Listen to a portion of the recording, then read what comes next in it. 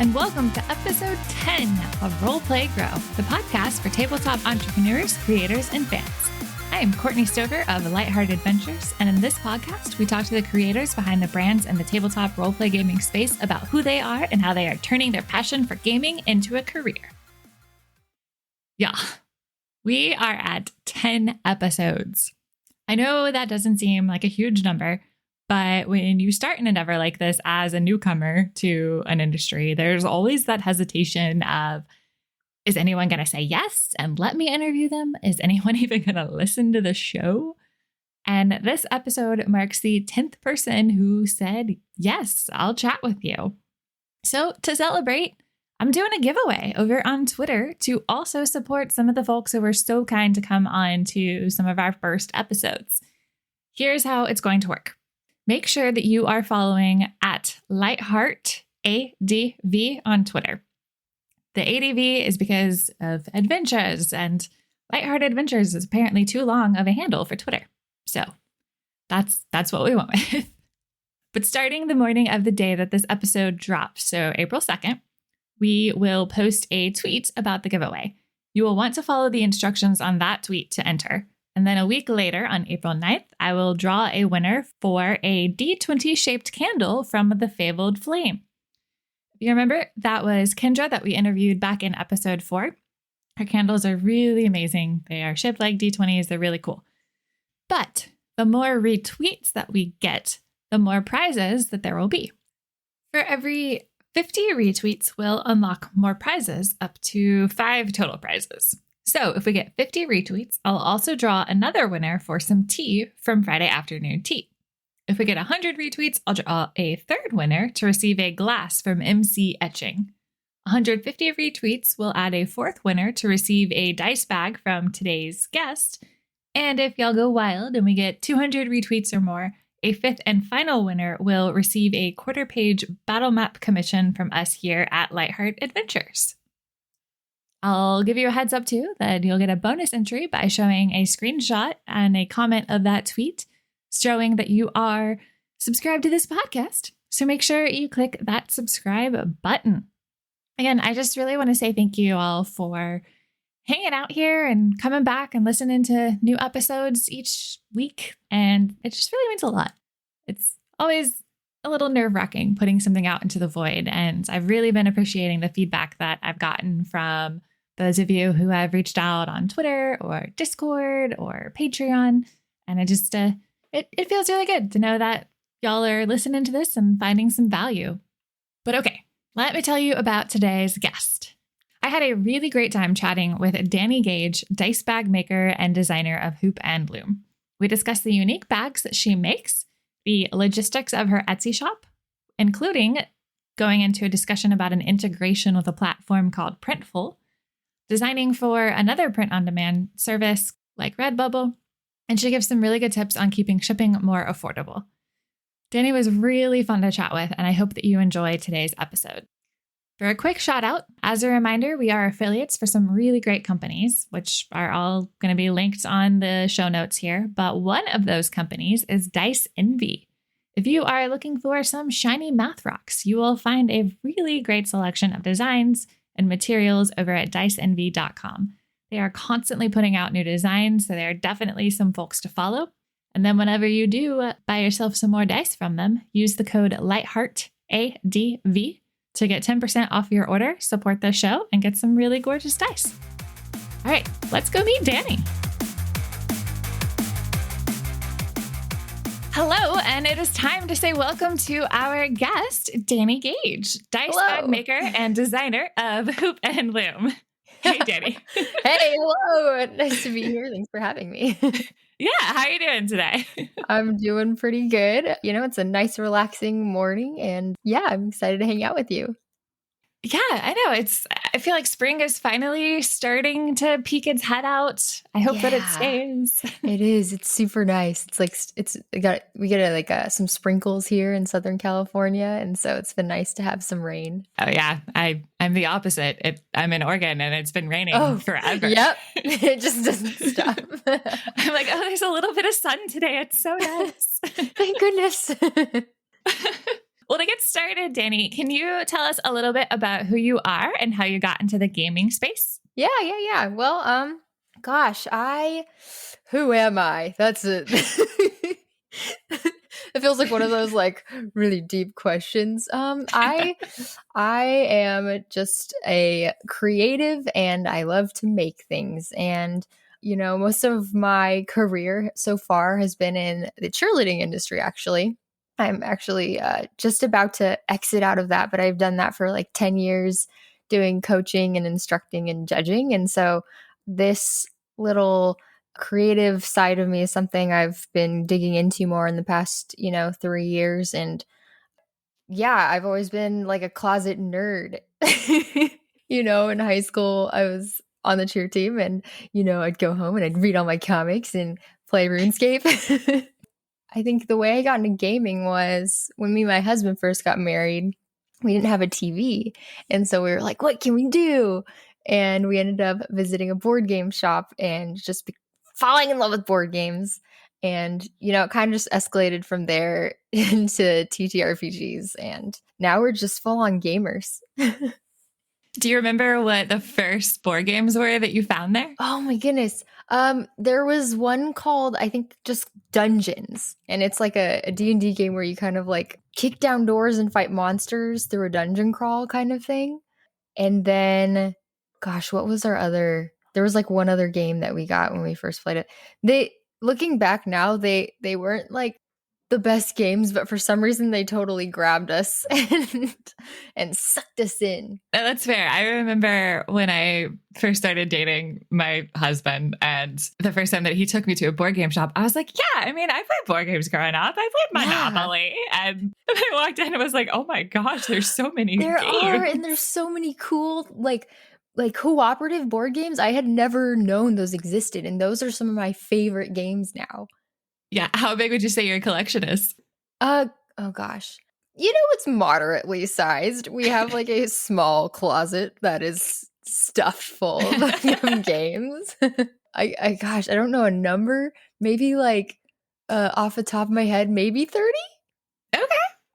Various sizes, some chunky ones. We got some chunky boys in there. We got some smaller games that are really light for when you don't feel like rereading like a 30-page rule book. So, yeah. So then that eventually kind of turned into some tabletop RPGs? Yeah, my husband actually, we dragged his brother into like our board game obsession. And so for his brother's wedding, they were like, hey, let's do a Dungeons and Dragons bachelor party. And they had never played Dungeons and Dragons before. They didn't really read the rule book. They all dressed up as their characters. Yes. and basically just played a mishmash. Who knows what game it really was. But they had a lot of fun, and that's what mattered. And about a year later, his brother came back and was like, you know what? I think I would really actually like to try playing it for realsies. And we started a campaign, and then it just kind of went off from there. We played like a year with that group until they all had to move and go to different like states. But yeah, that's how that started. Okay. So what are you playing these days? We're still playing a lot of D&D, probably too much. With quarantine, you get a lot of extra time. His brother got us a board game for Christmas. That's pretty fun that we've been playing, called Tapestries. It's like a kind of resource management game where you start off in the Stone Ages and then you kind of go throughout history and you build a civilization. And like the idea is like the tapestry of civilization that you create. So it's cool and it's fun. And we kind of get to have fun playing and telling stories through that game. And, there's some like, have you heard of the Oregon Trail card game? Oh my gosh, that is so hard. I just picked that one up yesterday from somebody who was just like getting rid of their board game stash. And so, yeah, that's a difficult game, but it's fun. Yeah, I don't think we have ever won that game without cheating horrendously. Yeah. It's like, well, maybe we can cut corners here, and you're like iffy about it. But I totally know what you mean. Yeah. Yeah. It's fun. It's just very, very hard. Yeah. Yeah. It's fun to see all the amazing number of ways that you can die. Yes. Okay. So your background was started off with cheerleading. You became a cheerleading coach. You were being a closet nerd that whole time. Eventually got into board games and then D&D. Yeah. So I want to pivot a little bit and ask about Hoop and Loom. Can you just start by telling us a little bit about what it is and what you're selling? Yeah, so Hoop and Loom is my Etsy business. I also have like RedBubble, and I'm currently trying to take this way more to like just commissions and maybe just making my own website because Etsy does take a ton of fees. But I basically sell dice bags and other nerdy things. I'm trying to take it some other places, with like COVID, there's been a lot of time to be like, wow, how can I revamp this and change it up a little bit? So I'm trying to think of different ideas I can kind of expand outwards. But for now, I just do the dice bags, making custom commissions for those and designing like stickers and notebooks through Redbubble. So how did you get started with this? Ooh, so as many people who play D&D know, there's a show called Critical Role, and I remember being like, wow, there's other girls who play D&D. This is really cool. And I also only had one set of pink sparkly dice. And, seeing that people had whole collections of them, Laura Bailey, I started to develop, a little bit of a dice collection. And I just, I love pockets. I'm one of those girls that loves pockets in my dresses. I like backpacks with lots of pockets. I want pockets everywhere. So I was like, I need a dice bag with pockets because I need to sort all of these dice. And when I looked online, everything was either like out of my price range or there wasn't like a lot of selection. And so I made my own. I made a pattern up and played around with it. And at some point I was like, oh, hey, this is actually really fun. And I enjoy making these. And I think I'm going to start making a bunch of them. That's awesome. Did you have experience with sewing before this? Yeah, I was like a really crafty kid growing up. Like my mom taught me how to sew by hand and how to like crochet. I taught myself to knit, embroider, weave. So I really enjoyed fiber arts and all that. And I believe I did make like my own OC cosplay when I was younger. I had this like fairy outfit that I made one Halloween. The wings were way too big. But yeah, I've always been in love with sewing and creating things. And that's actually where I got the name of my shop, Hoop and Loom, because it started off as just doing fiber arts. Okay. So yeah, actually tell me about that transition. Well, before I was like into all of the gaming and stuff, I had already had the Etsy shop and I was doing a lot of like, they're like super popular, like the woven tapestries that every every hip home has, and doing like macrame and different like embroidered hoops. And so I was getting a kick out of those. And so I was trying to sell those on Etsy, and that's where I came up with the name Hoop and Loom. And basically it wasn't super successful. It was definitely a failure. I mean, they were really cute and all, but I just had no idea how to market myself or like how to create a brand, and I hadn't really found my niche. And so that kind of died out. I let it sit for a year. And then when I got around to all the fun gaming stuff, I was like, you know what? This name still fits because I'm still creating things. I'll just keep the name and go from there. That makes sense. So you started with this pattern and started making the bags and selling them. When did the stickers come into play? Ooh, that's like, I'm not really sure. I think I just was like having fun drawing, and one day I saw something on the internet about passive income, and I was like, wow, that sounds awesome. I could use that. And so I said, oh, hey, I might as well just like make some designs and see where that goes. And I haven't done as much of that lately just because I've been so busy with commissions on their own. But yeah, I drew up some different designs that I thought would be really cute and got them printed, started selling those on the Etsy shop. They did well. And then I learned about different websites like Redbubble where you can just upload it and put it on different things and people can buy it from there. And you get a small cut of the cost, basically, after they take out production costs. Yeah, like the print on demand services. Print on demand. That's it. Yeah. Yeah, there's a lot of companies that do that now. Curious, like, was there a particular reason that you picked Redbubble? Was it the first one you heard of? Did you like it? Just curious about that. Yeah, I think I looked at the different offerings from the different shops, like, or different places you could do that. And they seem to have the most variety. And I like that you could also set your prices. I don't know if other places have enabled that now versus back when I first looked into it. But I did like that you could set how much you wanted it to cost, and then you just get a percentage of that.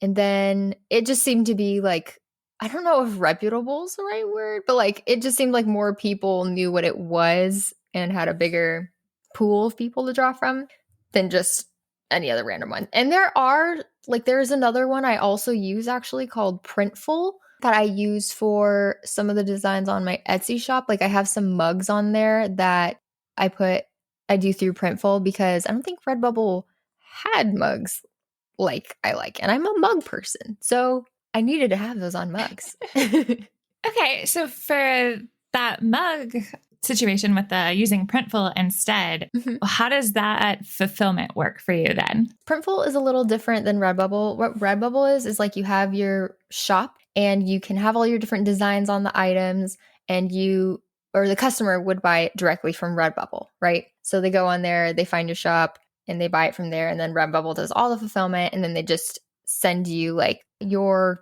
cut, basically. With Printful, what they do is kind of the same, but you can integrate it into your Etsy shop. And so basically I can put the item listing on my Etsy and you'll see it there. You'll see like the different mug options to buy from. So somebody can buy it from Etsy, and then Etsy basically just pay Printful to like do the fulfillment. So it just has like a little more integration into whatever shop you have versus people going to Printful to have things made, if that makes sense. Yeah, that does. That's really interesting. Yeah. That's a cool integration. So yeah, I would say like Printful is better for people who already have like an established presence or people who want to buy merch for them, because then they just go to that person's website, versus Redbubble where that can reach anybody. Yeah, and I think the advantage of Redbubble and similar sites like it too is that you can be just browsing for, I want a t-shirt. What's out there? Yeah, and they have cool stuff that you never realized. Yeah, it's just you get to see all these different artists that you would never have met before. Yeah. Okay, so I want to just dig a little bit more into the steps of, you made your own dice bag. You started to think about maybe I can make this myself and sell it. How long would you say that it took you to get from idea to listing your first dice bags? Ooh, I would say probably about a month. I think I may have done a little bit more. I have a really bad memory. So I believe it was like a month to 2 months-ish time where after I realized I wanted to make dice bags and sell them, I did a lot of research and development. So I made my pattern up. I researched online to make sure that it wasn't copying exactly anything else somebody had already done. And I just went through a couple different iterations of, testing different patterns, different ways to do the closures for the dice bag and everything, and took the time to really develop it. And I mean, even after I launched the dice bags, it's still like, there's still times where you're like, oh, I think I can do this better. I think I can do this in a way that's like quicker. And so it is kind of an ongoing process, but the initial chunk of development was about a month. Okay. And how long after that did you start doing commissions? Pretty soon after. It wasn't something I had set out to start doing, but I remember one of my first few people that reached out to me asked me if I could do something custom, and I was like, I guess, sure. And it was like this adorable little dinosaur dice bag. I still have some of the fabric from, because I had to buy a large amount of the fabric because it was like a custom colored one and all that. It's pretty cool. But yeah, so they reached out. They were like, can you do it? I said, sure. And then it kind of just went off from there. I noticed that most of the people that were coming to my shop preferred to have something custom made than just buying it from the shop. So then I kind of took that and redirected my business towards commissions. What kind of customizations are you able to offer? Pretty much, I can do pretty much anything in terms of fabric. I mean, there's a limit at some point because some fabrics really don't want to work with you. Like super stretchy ones are near impossible and they just are really frustrating to work with, including velvets. Velvets are also really tough because they have that high pile that likes to shift everywhere.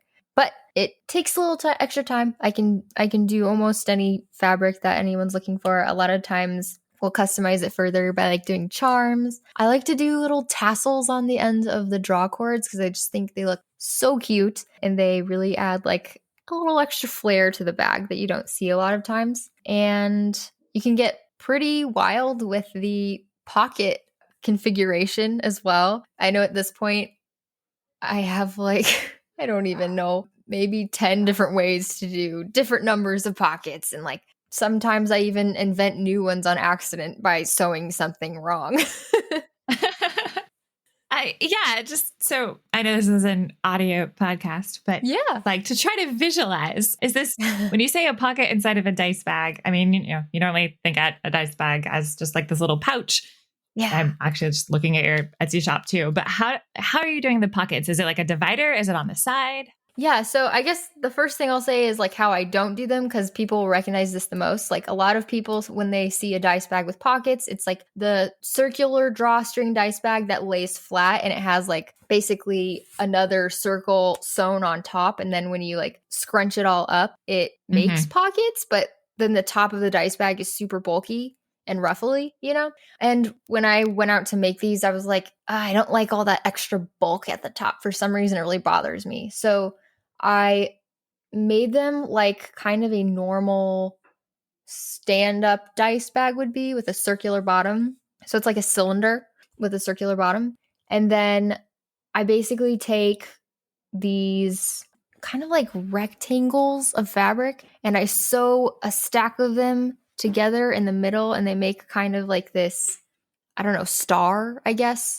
And I sew all of the edges of those around the cylinder and then I secure the bottoms as well so that they make like a crescent pie shape type pocket in the bag. Does that make sense? Yeah, that sounds really cool.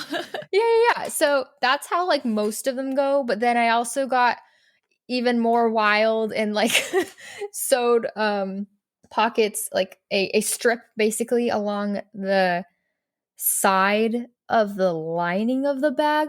And so that when those those wedge shapes get sewn on, they create basically an additional pocket on top of that. So it doubles the amount of pockets in the bag. So like right now, my current configuration, like that has the most pockets is I've got a 16 pocket bag. Oh my gosh. Which sounds like it's not a lot, but they're pretty big pockets. So they hold a lot of dice. That sounds like a lot of pockets. It's a lot of pockets, but hey, makes your organizing heart happy. Honestly, I really need to get some more dice bags. My dice are just all over the place right now. See, I mean, that's why it's so great because then you can just feel like, hey, I'm going to dig my hand in my D8s and just toss a whole bunch of dice and they're all right there. Or some people like to do it by like dice palette. So they'll do all of their like blues and purplies in one or, sort it by colors. And it's just whatever way somebody likes to organize. There's a pocket for everyone. It's funny. You mentioned dice palette a couple of times. And I recently, there's a couple of dice sets that Britt and I got from one of the companies we're an affiliate with. And so I was like, okay, we got pictures. And we're like, well, I don't know who's going to be whose. And we just kind of randomly laid claim to some. And then there was this one set that I was like, the set doesn't go with all my other dice. It's yours. I was like, no, I totally do. I didn't even realize I had a palette going, but I do. So we're going to stick with that. What does your dice palette look like? So favorite colors are purple and turquoise. So, I've got a lot of purples and there's like this one set that's like black and white inked kind of stuff. And so it goes really well with a couple sets I have that are like black and purple. And then there's like gorgeous metal set that I just got for Christmas. It's like black and blue and just Ooh. I love it. I feel like our dice palettes would be really complementary because I like light blues and pinks and purples. So we're just like really be friends with each other. Spoilers, that's the real reason I'm doing this podcast. I just want to be friends with everybody. We just want to talk about dice and be friends. Yeah. Like, oh yeah, we're talking about business. I mean, be my friend. What? Right. I love it. Friendship is the best. So I'm all about that. Awesome. Okay. So how long does it take you to make a dice bag? Okay. I think I have thought through this so many times. I have a while, like I'm everywhere when I make bags. Like I can't usually make one at a time because I can't go back and forth between different things. A lot of times I'll be like sewing on one part and then installing eyelets on another. And I'm deep in the chaos of bag making and just it's not linear. So when I have tried to like time how much time it takes to make a dice bag, it's not super accurate because I'm doing different things when I do. So, but from what I can estimate, it probably, if I were to sit down and work on one bag and not move, it'd probably take about 3 hours for one that had like a lot of pockets. Okay. So is it more that you're typically making a few at a time, like in bulk? So you're doing the same step? Yeah. Okay. I did used to do like the same step over and over, kind of, the assembly line process. But then I get like stuck on it. I don't know how to explain it. I will say that I believe, I'm pretty sure for the past 3 years, I'm pretty sure that I have like inattentive ADHD. And so I get stuck on things that there's no reason to be stuck on them. And so yeah, I think part of the reason I do really well with just like a really chaotic process is because there's always something to like keep me interested or move on to if I get stuck on something else. But yeah, that's why what I believe is the reason that process is so wild. Fair enough. So then when you have a custom request, do you wind up using the leftover fabric to just make more in that same design? Good question. I currently have a giant pile of like cutoffs from different commissions I've done. And what I'm trying to do with those is I'm actually trying to make some like smaller bags. A lot of times I don't have enough fabric left over for even like a small size bag. So I'm making just like dice palette size ones where you could do like a character's dice palette. I know for some of the people that buy my large bags, they put bags inside of the bag because it's ginormous. So they'll end up doing like like character dice in a bag in their giant dice bag, and they'll have that all separated out that way. So yeah, so now I'm just taking the extra fabric that I have from some of those commissions and I'm trying to turn it into like really small ones that, could fit a character, and you put like a character dice set in. Okay, so are you typically just buying about as much fabric as you think you'll need just for that commission and not going over? Yeah, because a lot of times there's like people want fabric that isn't necessarily common to be used in other dice bags. Like it's not like a lot of people are like want the same fabric. So usually I'll just buy what I need because it probably won't get used again. And then I'll have a lot of fabric that I'm not using. Transitioning a little bit back over, I guess, to RedBubble. So you design all of the patterns that you're making on all of these different products. Mm-hmm. What would you say is your inspiration for all the different designs that you're making over there? I don't know if I even really have an inspiration. It's just kind of sitting down and drawing and being like, hey, what kind of stickers do I want? So and also, friends have helped too, because I had the line of stickers, like one of them says like Dice Goblin. And then I had one that said like Polyhedral Pillager. And so I remember asking my friends like, hey, what are some like really fun ways you can, I don't know, have like a nickname as like somebody who really loves dice? There's like dice dragons. So I asked them for ideas and I see what people can come up with, and then I'll let that inspire me and help me with what I want to design. So because I haven't done that in a while and haven't really sat down and worked on more designs, I do have like this folder of unworked on things that people have given me ideas for that are just waiting to be developed more. And yeah, it's just kind of like it's a creative process, it gets a little messy and then eventually it figures itself out. Yeah, you have some really cute stuff over there. Thank you. It's always good to like try to make things that, you would like, because then, you can keep coming up with more things and then people tend to gravitate towards that. Very true. If you wouldn't even want to wear something or use something. Yeah. So is there anything that you'd say that surprised you or that maybe you weren't expecting when you first started using the print-on-demand services? Like either with RedBubble or Printful?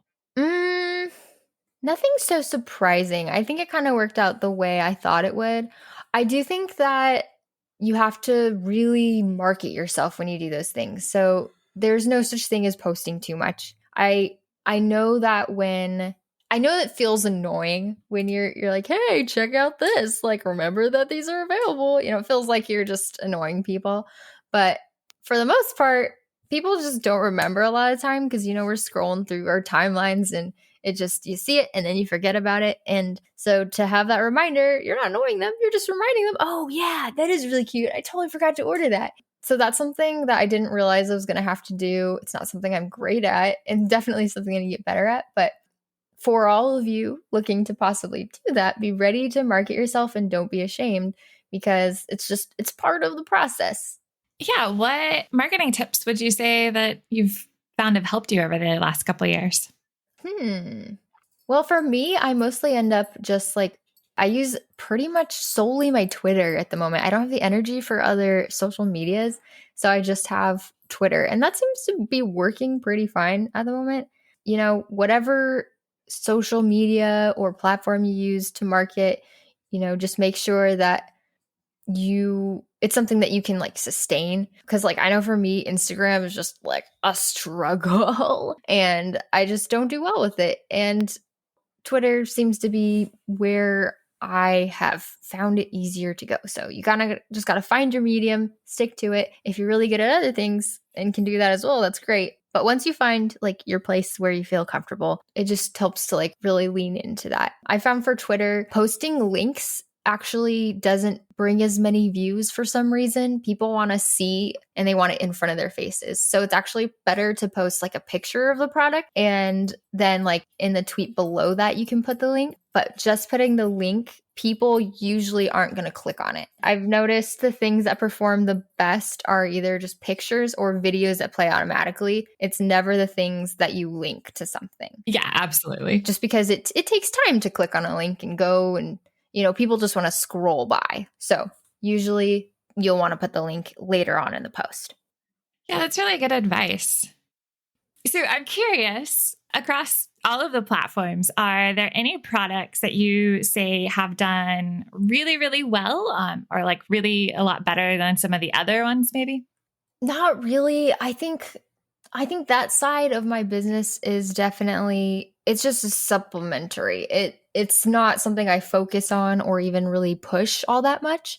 And so it's definitely not the highest performing part of my business. I think it could be if I put more effort into it in like scheduling posts and everything. But I don't know if either of them really like earn more than the other. I'd say the part that earns me the most that's not doing dice bag is just doing the stickers, because I just order those off of like a sticker website and then basically just send those out myself. And I think because I'm doing most of the legwork, they can be a little more affordable than if they were through one of those. And they also give me more money back than any of those would. So those tend to perform way better than anything that's bought through RedBubble or Printful. So for the products that you are shipping yourself, what is your fulfillment timeline and process? Like, what does that look like? So I try to get stuff packaged like as soon as I get an order. Thankfully, the new place that I've moved to is right across the street from a post office. So it's really cool. I can just like once a day take all my orders and just pop on over. Sometimes, if it's super late in the day, I'll just be like, I'll get that in the morning. But typically I try to just fulfill everything right as it comes through, just so I don't forget. Or in case, because sometimes Etsy, like it will not always give you the notification. And so I don't want to miss any of those. So I do those as soon as I can. I always try to check the website and see if there's any unfulfilled orders, whether I've gotten notifications or not, just so nobody gets skipped over and misses an order.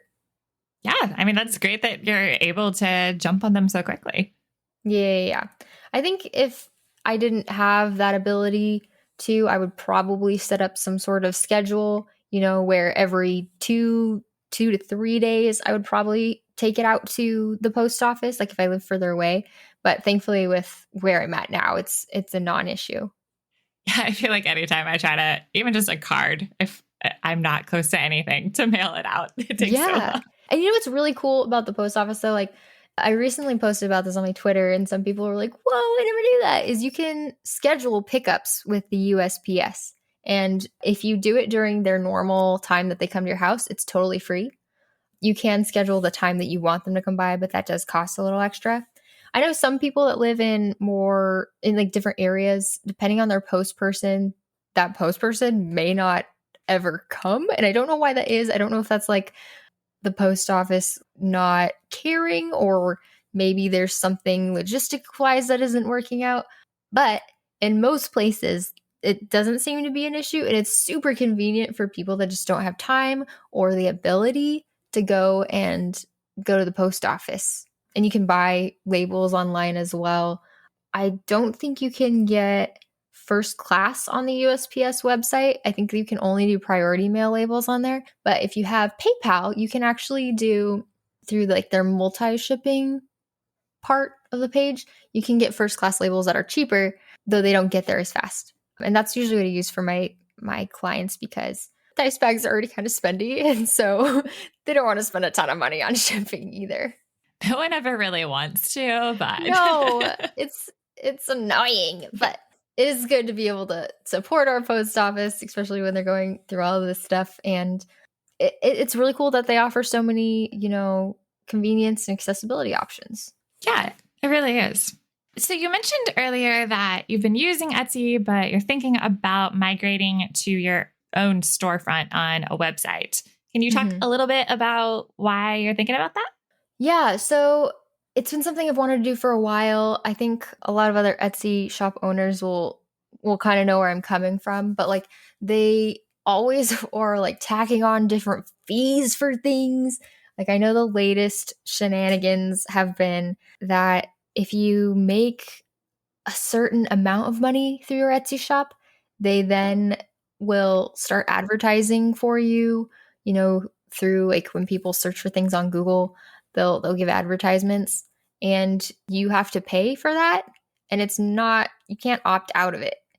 So once you hit that certain like money threshold, they pretty much force you into being advertised. And so I know a lot of makers who really don't appreciate that and are happy doing their own marketing on their own without having to pay for it. There's a whole bunch of different fees that just stack on, like that you always have to account for. Because I know that like my bags and stuff, my stickers, I'd be able to do those a little bit cheaper if it weren't for all of the fees that they put on there. I know there was something else like a couple years ago that people weren't happy about, but for some reason, the shipping. They prioritized listings that offer free shipping thresholds or whatever. So like, let's say I put on my shop that you get free shipping if you buy $35 worth of goods from here, that listing will be prioritized over somebody who doesn't offer free shipping. And a lot of times people have like this spot like with shipping, and people think that you should be Amazon when you're just a homemade business. And so I know that was just like a really big deal when that came out, because people were like, okay, really? You're going to leave us behind if we don't offer free shipping? That's another cost we have to eat or we have to put into our fees. And that just makes people not want to buy from you when your stuff just keeps going up in price. But you have to do it because then you lose money. Yeah, shipping is so expensive. It is. And they can't just ask creators to just eat that cost when, we're already paying fees and everything. So basically it just has to go into the product, which means the product gets more expensive. And then, yeah. Yep, that whole fun cycle. Yeah, it is a cycle. It's wild. But so that's largely the reason that I've been looking to want to get off of Etsy and do my own storefront, just so that I can get rid of all of that excess stuff that, I didn't have a choice about, and be able to just run my business as my business. Yeah, I mean, I think that sounds like a great plan. Mm-hmm. So, I just got to get around to designing a site and all that. No big. I will say it is a lot easier these days than it used to be. That's good. I built the first draft of our website in about 2 days. And then later on, when I was like, okay, now that I have a little more familiarity, I redid the entire thing in about 3 days. Wow. That is encouraging. Yeah. I can send you some stuff that makes it a little easier if you want. I would appreciate that. Cool. So across all of this design, whether it's just coming up with designs and putting it out onto RedBubble or making these dice bags, running this Etsy shop over the last couple of years, one question I like to ask everybody is, what would you say has been the most challenging part of all of this? That's a good question. I think for me, it has been just keeping going. That phrasing sounds funny. It's been continuing to keep going.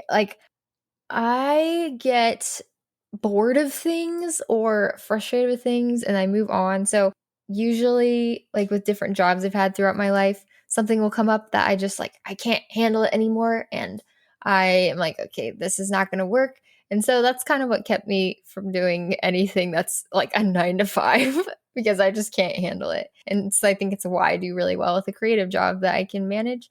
But there is a downside to that as well, which is when things get really frustrating, you're dealing with some customer issues, or, you have been working at a project for way too long, or you're underpaid, because I've definitely agreed to projects that I should not have because it just was not enough to be worth my time. Sometimes I can get frustrating and you really don't want to keep going. But I think once I crossed that threshold of just I want to give up, and I said, no, I'm going to keep going, that was where I kind of feel like I made it in a way, and it hasn't been as a fight. This is where I feel that I need to be now. Are there any things you've found in particular that help you to kind of get that motivation back? I think it was just an internal battle, really, which is, I'm sorry to anyone listening because this is not really helpful at all. But I had to talk to myself and just think what do you want out of life? And what's going to make you feel you're doing something that's fulfilling? And I just kind of came to the conclusion. I was I need to stick with this and I need to make this happen. And only I can do that. And this is something I want to work at. So this is what I'm going to do, and I'm going to do it to the best of my ability. I like that. I think sometimes, I think every creator is probably going to come across that moment, that make it or break it moment where they're well, is this ever going to be successful? Is this worth even trying? And, when you look off that cliff and you think of whether you should jump off or not, I think that you get to that point and, hopefully it works out from there. I hope everything works out. We'll see. And I don't know. It's just, I don't know if any of that made sense. Okay, well, let's flip it around and say, what has been the most rewarding part of all of this? I think it kind of comes hand in hand. I think seeing myself start to be successful in something that I didn't think I would ever be. I think, with that struggle came you're never going to be successful at anything you ever do kind of thought. And once I got past that though, and said, no, I'm going to make this happen, it felt like a bit of a victory. And I'm just really happy with where I'm at right now. And I think my work has been super fulfilling.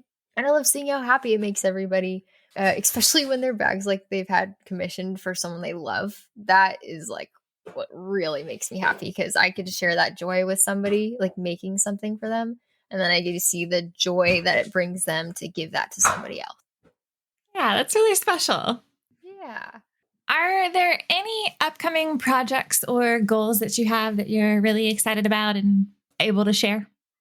Ooh, I mean, I think everything's been very up in the air lately. I do know I want to do more projects. With COVID though, it's been really hard to have like more motivation doing anything extra than what I'm already doing.